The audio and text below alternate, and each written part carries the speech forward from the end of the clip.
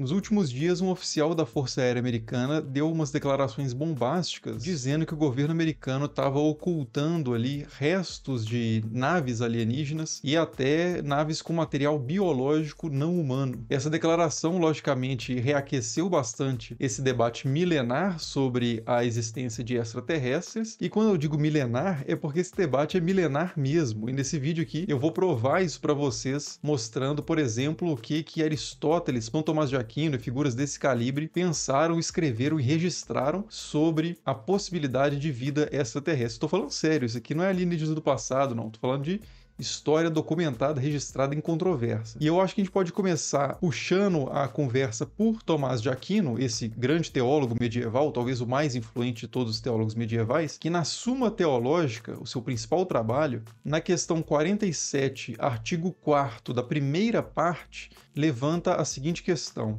será que há só um mundo ou vários? E ao levantar essa questão, ele não está propondo nada de inovador, ele está considerando a questão que era milenar já na sua época, que era a questão da pluralidade de mundos ou da infinitude de mundos. Plures mundi, no latim, e aperoi cosmoi, no grego. Mas antes de entrar nos detalhes filosóficos dessa questão, vale a pena a gente trazer outros autores da antiguidade que colocaram isso de uma forma mais literária, especulativa, e que é bem interessante. Por exemplo, Plutarco, num texto chamado Sobre a Face que Aparece na Orbe Lunar, apresenta uma discussão ali especulativa entre dois personagens sobre a existência de vida na Lua. Um desses personagens diz que a vida na Lua seria impossível por causa da falta de nuvens, de chuva e de ventos, além do calor excessivo também que tornaria esse ambiente totalmente inóspito à vida, mas o outro personagem contra-argumenta, dizendo que aqui mesmo na Terra existem vários seres, várias espécies adaptadas a ambientes diferentes, mais quentes, mais frios, mais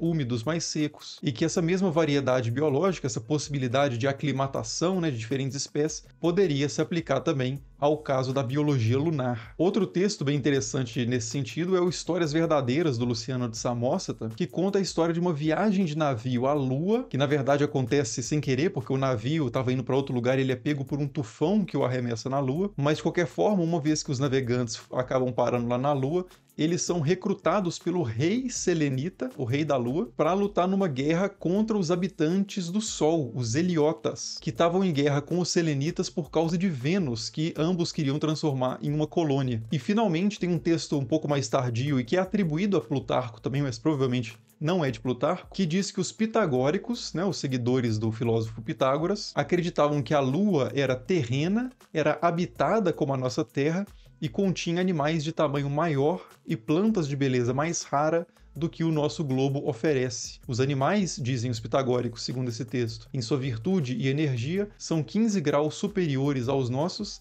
não emitem nada excrementício e os dias duram 15 vezes mais. Bom, mas não é exatamente com esses autores que Tomás de Aquino entra em diálogo lá na Suma Teológica, e sim com Aristóteles e os atomistas. Esses sim estavam em uma controvérsia filosófica explícita, né, direta, chamada de controvérsia da pluralidade de mundos. E qual que era basicamente o argumento de cada um desses lados? Os atomistas acreditavam que toda a realidade, os planetas, estrelas, etc., eram formadas de átomos, que eram partículas minúsculas, que eram a menor parte da matéria. E não confundir aqui com o nosso conceito atual de átomo, que deriva disso, mas hoje em dia já é bem diferente. Mas os atomistas então acreditavam que a realidade era composta por essas partículas minúsculas e que essas partículas eram infinitas em quantidade e eram eternas em duração. Ou seja, o universo sempre existiu e sempre foi formado pelas mesmas partículas. Só que essas partículas se rearranjam com o tempo de forma aleatória, e é assim, inclusive, que os atomistas explicam a origem do nosso cosmos, da forma do universo que nós temos hoje. Seria por meio dessas colisões e rearranjos aleatórios. Bom, mas o que isso tem a ver com a possibilidade de vida fora da Terra? É que, segundo os atomistas, como os átomos são infinitos e a nossa realidade foi formada pelo arranjo acidental de átomos, então é possível que um mundo surja por meio desse rearranjo aleatório de átomos. E se é possível que isso aconteça, e o tempo é infinito, e a quantidade de material disponível é infinita, então tudo o que pode acontecer vai acontecer ou já aconteceu ou está acontecendo. Então sempre houve vários mundos, ainda há vários mundos, e haverá vários mundos. Pensa o seguinte, se você tem infinitas pessoas batendo num teclado aleatoriamente, durante um tempo infinito, cada uma dessas pessoas, em algum momento, vai escrever, sei lá, a palavra inconstitucionalissimamente. E isso vai acontecer infinitas vezes e para cada uma dessas infinitas pessoas. Então, da mesma forma, uma infinidade de átomos numa quantidade infinita de tempo vai formar uma infinidade de mundos. Bom, e como é que os aristotélicos vão contra-argumentar aí, né? É que a física de Aristóteles, na verdade, ela é bem diferente da física dos atomistas. Segundo Aristóteles, a realidade ela é composta por 4 elementos, na verdade 5. São a terra, a água, o ar, o fogo e o éter. A nossa Terra e nós mesmo, todos os seres vivos, são compostos dos 4 primeiros elementos, em diferentes proporções. E cada um desses elementos tem um lugar natural na ordem cósmica, um lugar no cosmos, no universo, que eles ocupam naturalmente. E quando eles estão fora desse lugar, eles tendem naturalmente a se mover em direção ao seu lugar natural. Então, por exemplo, o lugar natural do elemento Terra é o centro do universo. Então, se eu arremesso um objeto que é constituído principalmente por terra na direção contrária ao centro do universo, a tendência é ele cair, é ele ir em direção ao centro do universo. Essa é a explicação, inclusive, da gravidade para Aristóteles. Por outro lado, se a gente pegar outro elemento que é o fogo, o lugar natural do fogo é na periferia do mundo sublunar, ou seja, numa esfera que está abaixo da Lua. Consequentemente, quando a gente acende uma tocha aqui na Terra, próximo ao centro da Terra, a tendência é o fogo querer subir, ir para o seu lugar natural, por um movimento natural, em direção ao seu lugar natural, que é a periferia ali do mundo sublunar. E, finalmente, os planetas e as estrelas que a gente vê quando a gente olha para cima, ou seja, no sentido contrário ao centro do universo, que é o centro da Terra, são feitos de um 5º elemento, que é o éter, que se comporta de uma forma totalmente diferente dos elementos aqui do mundo sublunar, do mundo abaixo da Lua. O éter, segundo Aristóteles, tem um movimento que é circular, e os objetos de éter ficam perpetuamente em órbitas circulares perfeitas. Por isso que eles nem se distanciam e nem se aproximam do centro ou da periferia do universo. Mas beleza, né? O que tem a ver essa física toda aristotélica com a questão dos alienígenas? É o seguinte, é que então, segundo Aristóteles, se a Terra tem um lugar natural, que é o centro do universo, e toda a Terra existente tende a esse ponto, então é impossível que haja outras terras, outros corpos formados de elemento terroso ou de qualquer um dos 4 elementos, como nós e os animais, em outro lugar. Porque se eles existissem no espaço, por exemplo, eles já teriam vindo para o centro, para os seus lugares naturais. Então, segundo essa cosmologia e essa física aristotélica, seria impossível que houvesse mundos parecidos com o nosso em outros lugares ali. Se a gente olhar para cima, a gente nunca encontraria um lugar desse tipo, e nem pessoas parecidas com a gente, porque só há corpos etéreos no espaço sideral. E é a partir exatamente dessa física e cosmologia aristotélica que o Tomás de Aquino vai fazer a sua defesa da impossibilidade de outros mundos. Então, se vocês abrirem lá na Suma Teológica, como eu disse, né, na questão 47, artigo 4º da primeira parte, vocês vão ver uma das respostas sobre essa questão de se há um mundo apenas ou vários, em que ele vai dizer o seguinte: o mundo consta da sua matéria total, pois não é possível existir outra terra diferente desta, porque qualquer outra, onde quer que se achasse, tenderia para o centro desta.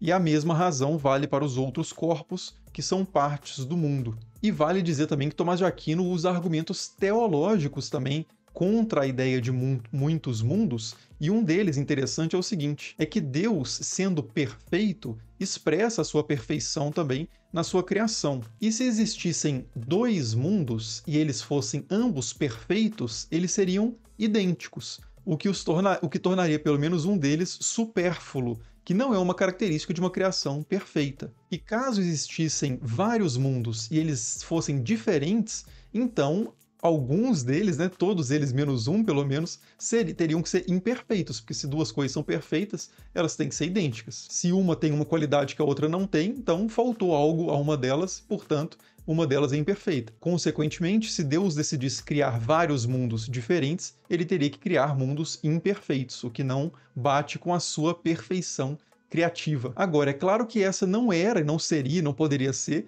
a única possibilidade de reflexão teológica a partir da questão da existência ou não de outros mundos. A gente vai ter na Idade Média também vários autores que vão ser contrários à ideia de apenas um mundo, também a partir de uma reflexão teológica, porque, segundo esses autores, a criação de apenas um mundo não refletiria a onipotência divina. A ideia de um universo infinito ou de uma criação infinita refletiria, espelharia muito melhor, na concepção de alguns outros teólogos medievais, a infinitude do poder e do próprio ser de Deus. Inclusive, por causa dessa preocupação com a ideia de apenas um mundo limitar de alguma forma a onipotência divina, em 1277, um bispo de Paris vai emitir uma série de condenações a propostas filosóficas, sobretudo aristotélicas, direcionadas principalmente contra os mestres de Paris, né, os teólogos e os filósofos de Paris, como, por exemplo, Tomás de Aquino. E uma dessas condenações vai proibir a ideia exatamente, e aqui eu cito, de que a causa primeira, Deus, não pode fazer mais de um mundo. Então esse decreto teológico contra a impossibilidade de múltiplos mundos vai acabar favorecendo os teólogos que tendiam já a crença nos múltiplos mundos. Alguns que a gente poderia citar é Jean Buridan, Nicole Oresme e William de Ockham, ou Guilherme de Ockham, né, que é o famoso autor a quem se atribui o princípio da navalha de Ockham. Todos eles eram partidários dessa possibilidade da pluralidade de mundos. E um outro autor, um pouco mais tardio que esses, mas ainda medieval, que é o Nicolau de Cusa, vai se tornar bastante célebre justamente pela sua defesa da ideia de um universo infinito, que vai inspirar muito Giordano Bruno, inclusive, mas Giordano Bruno já está fora da Idade Média. Segundo esse autor, o Nicolau de Cusa, que era um cardeal da Igreja Católica, o universo era infinito e o centro estava em toda parte e a circunferência em parte alguma. Ou seja, para Nicolau de Cusa, a Terra não era o centro do universo e não havia nenhuma periferia, nenhuma fronteira do tipo aristotélico lá de mundo sublunar, supralunar, da esfera do primeiro móvel, não tinha nada disso. E a partir do momento em que você quebra essas barreiras entre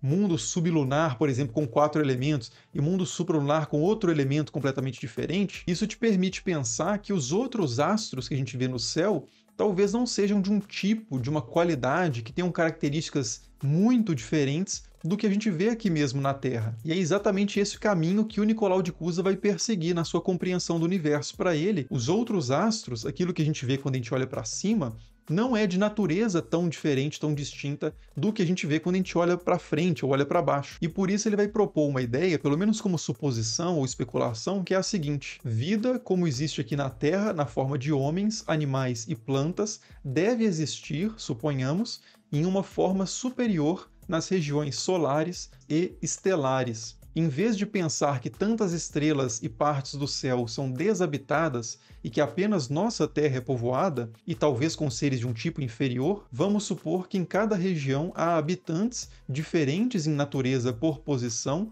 e todos devendo sua origem a Deus, que é o centro e a circunferência de todas as regiões estelares. Esse é um texto medieval, hein? E em outro ponto ele ainda continua dizendo o seguinte: pode-se conjecturar que na região do Sol existem seres solares brilhantes e intelectualmente esclarecidos e por natureza mais espirituais do que aqueles que podem habitar a Lua, enquanto os habitantes da Terra são os mais grosseiros e materiais. Bom, e se a gente for de fato entreter essa ideia de vida em outros astros, né, e como de fato os teólogos medievais entretiveram essa ideia, a gente vai ter que considerar também outras implicações teológicas, que foi de fato o que eles fizeram. Então, por exemplo, se há seres no Sol ou na Lua, eles descendem de Adão, que foi criado, segundo Gênesis, na Terra, e se eles não descendem de Adão, eles pecaram, eles carregam o pecado original, já que o pecado original foi transmitido a partir de Adão? E outra pergunta: se Cristo morreu na Terra para redimir